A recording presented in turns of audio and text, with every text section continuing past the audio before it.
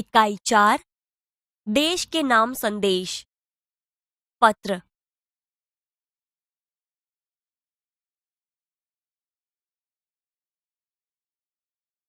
पत्र का श्रवण कीजिए।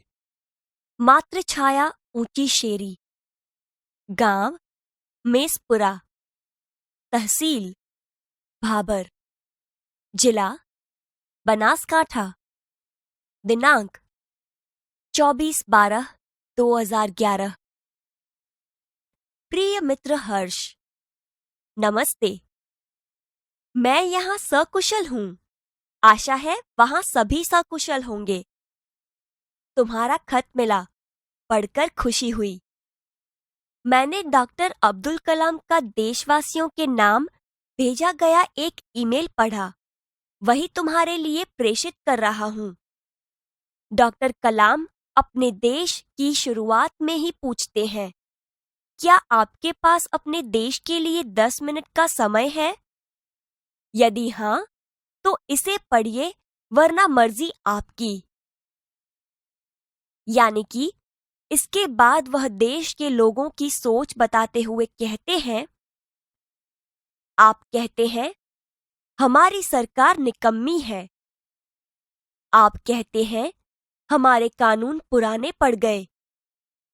आप कहते हैं नगरपालिका कचरा नहीं उठाती।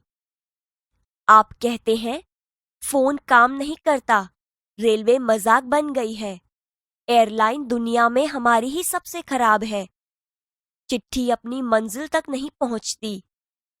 आप कहते हैं, कहते रहते हैं और कहते ही रहते हैं। आपने इस बारे में क्या किया? फिर राष्ट्रपति ने कहा, मान लीजिए एक व्यक्ति सिंगापुर जा रहा है। उसे अपना नाम दीजिए, उसे अपनी शक्ल भी दे दीजिए। आप दुनिया के सर्वश्रेष्ठ हवाई अड्डे पर उतरते हैं। सिंगापुर में आप अपनी सिगरेट का टुकड़ा सड़कों पर नहीं फेंकते और स्टोर में खाते भी नहीं हैं। आपको उनके भूमिगत संपर्कों पर रश्क महसूस होता है।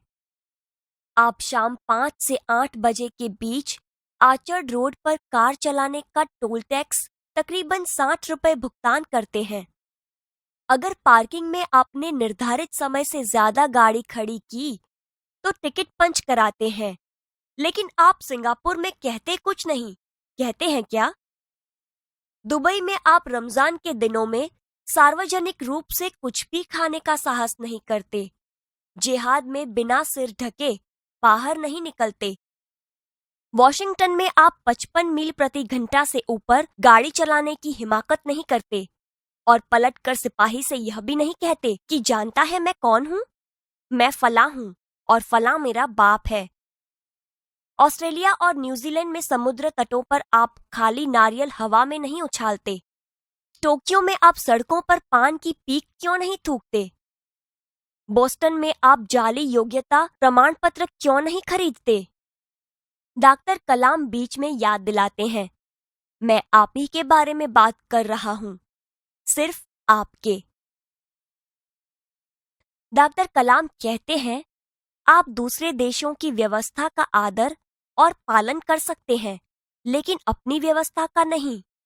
भारतीय धरती पर कदम रखते ही आप सिगरेट का टुकड़ा जहां तहां फेंकते हैं, कागज के पुर्जे उछालते हैं। यदि आप पराय देश में प्रशंसनीय नागरिक हो सकते हैं, तो यहाँ भारत में आप ऐसा क्यों नहीं बन सकते?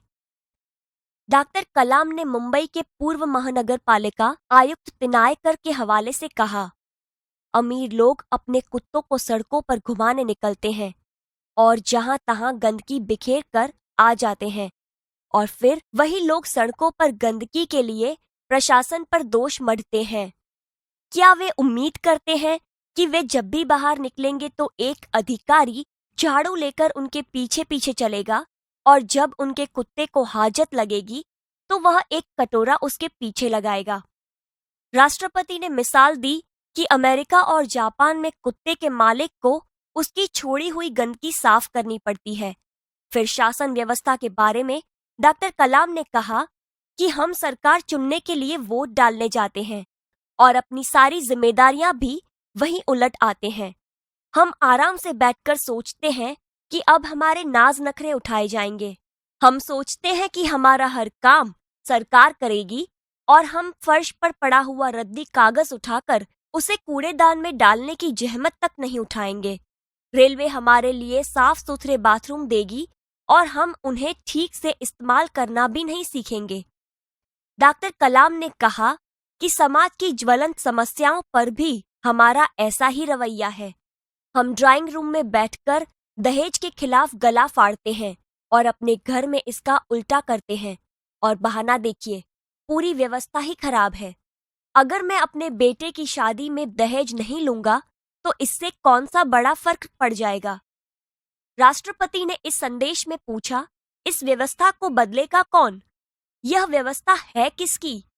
आप आसानी से कह देंगे, व्यवस्था में शामिल हैं हमारे पड़ोसी, आसपास के घर, अन्य शहर, अन्य समुदाय और सरकार।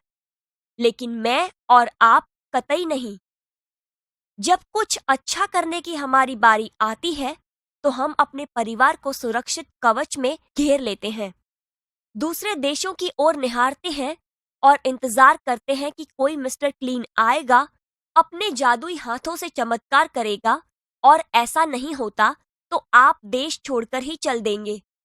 उन्होंने कहा, हम अपने भय से भागकर अमेरिका जाएंगे, उनके गौरव का गुणगान करेंगे, व्यवस्था की प्रशंसा करेंगे, और जब न्यूयॉर्क असुरक्षित हो जाएगा तो आप इंग्लैंड भाग जाएंगे।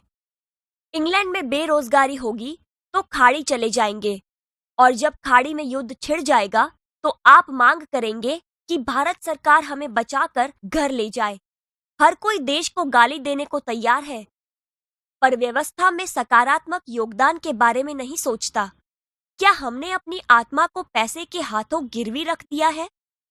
डॉक्टर कलाम व्यवस्था में नागरिकों के सकारात्मक योगदान के लिए देशवासियों को झकझोर देते हैं। श्रेष्ठ नागरिक बनने की शुरुआत करने की अपील करते हुए संदेश में कहा गया है कि अगर आप वाकई संदेश से सहमत हैं तो इसे अपने 10 और साथियों को ईमेल से भेजिए। परिवार के सभी बड़ों को मेरा प्रणाम। तुम्हारा मित्र किरण।